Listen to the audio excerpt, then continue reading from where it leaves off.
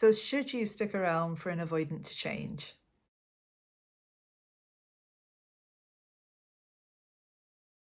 Hi, I'm Amy, and welcome to my channel. Here we discuss spirituality and psychology around relationships. I'm a certified attachment style coach, and I want to answer this question. It gets asked a lot. Should I wait for an avoidant to change? And this is a really loaded question because it depends on how willing they are to actually do the work to change. So let's say that you're in a relationship with an avoidant partner, and let's say that you've been working on yourself, you've been looking within and you've been healing your childhood wounds. Maybe you're changing your beliefs, maybe you change your behaviors, you try to communicate in a more healthy way, you are setting your boundaries. And let's say that this person is not reciprocating. Now, if this is the case, I want you to ask yourself, okay, have I clearly and concisely communicated what I need? Have I spoken to this person directly and compassionately, haven't demanded that they do something?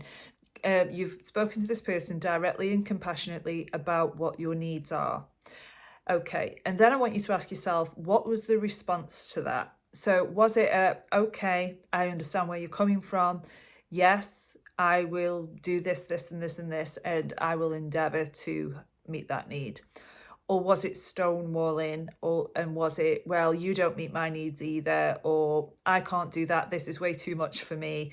And if the answer is the latter, then you're going to have a really hard time getting through to this person. And the reason for this is when you're with an avoidant partner, if it's a perceived criticism, so that doesn't, I'm not saying that you're standing there with your hands on your hips criticizing their behavior in the relationship, but if it is, or if they perceive it as a criticism, this shame wound is going to get triggered and they're going to become defensive, or they're going to create distance because it's causing them to shut down.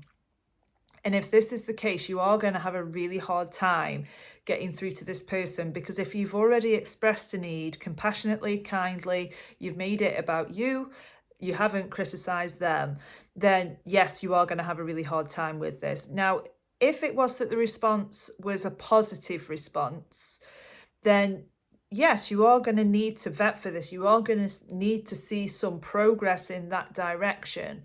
But what I would definitely do is put a time scale on it. Now, I'm not saying that you need to go around issuing ultimatums. You can internally put a time scale on it, and you can start to actually vet whether they're showing up for this need to be met.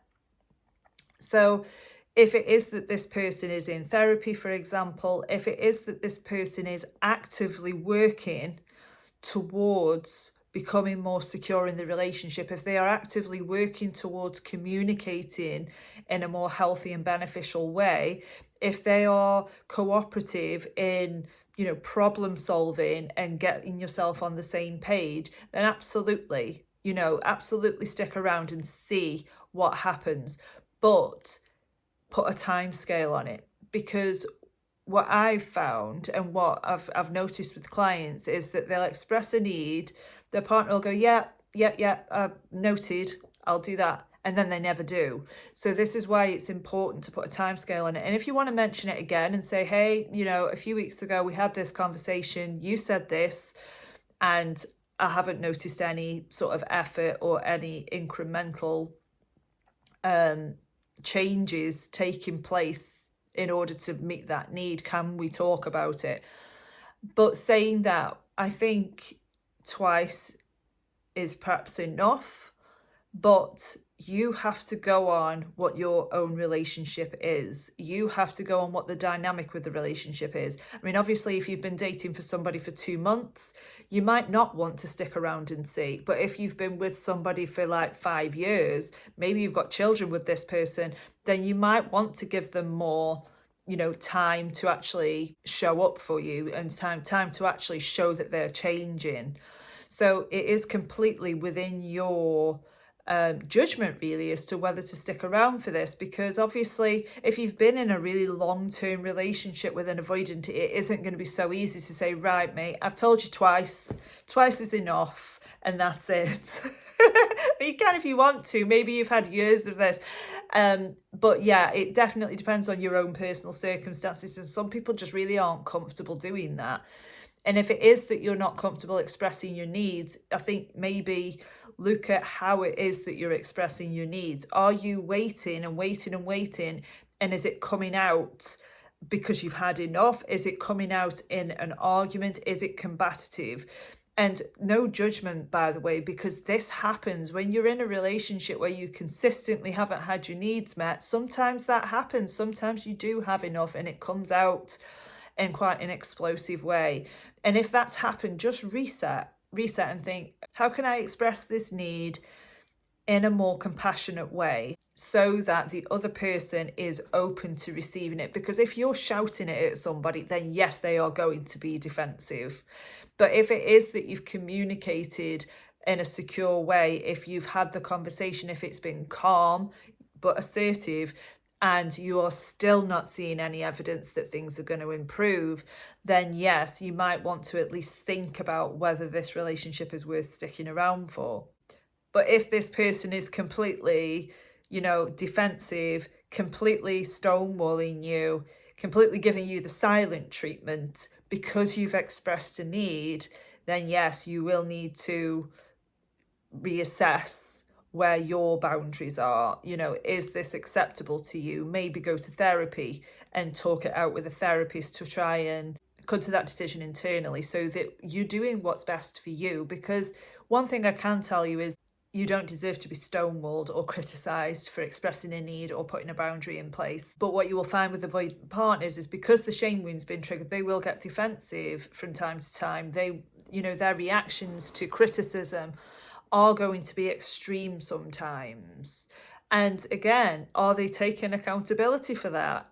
Are they, making changes that they need to make so they can communicate in a reasonable and secure way? But you don't have to bend over backwards to get a relationship to work with somebody who is not meeting you even a little bit.